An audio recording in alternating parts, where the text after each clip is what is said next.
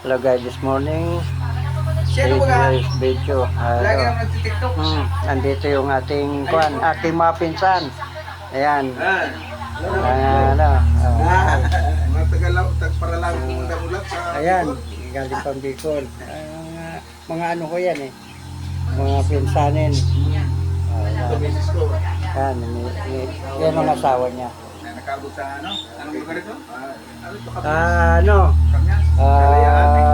Kalayaan, Malaya Barangay, Quezon City. Yan guys, dito nagkita-kita rin kami guys ang mga aking mga pinsan at sa New Year pa. Unang pasok ng New Year. Sana maging maganda ang ating pasok ng New Year ngayon. Kayo, kumusta naman? Ayos lang, kahit na hindi.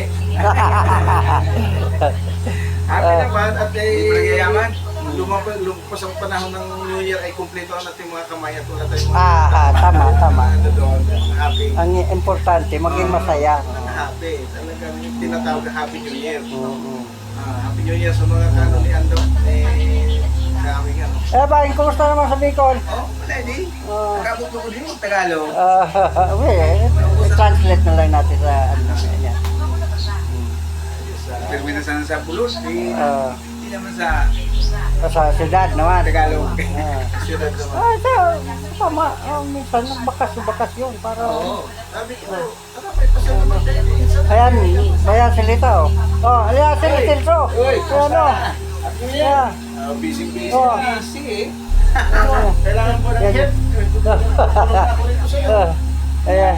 Mga lang bra, ano? Kali ko bra, yung may garden. Ayan. Tumabog pala eh. Tumabog na. Ano yan? Suwin ba ito? Suwin? Dati dito si Kona, si anak nila ni Nano, si... Ano? Hindi, si anak ni Ingo. Si Aaron. Ano? Saka si Angie. Si Angie, si Angie nga. Anak ni ano?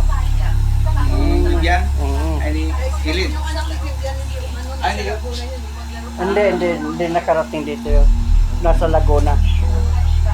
Ang ka-life title ay kapag kita sa ibang bansa, ginaba mo pa.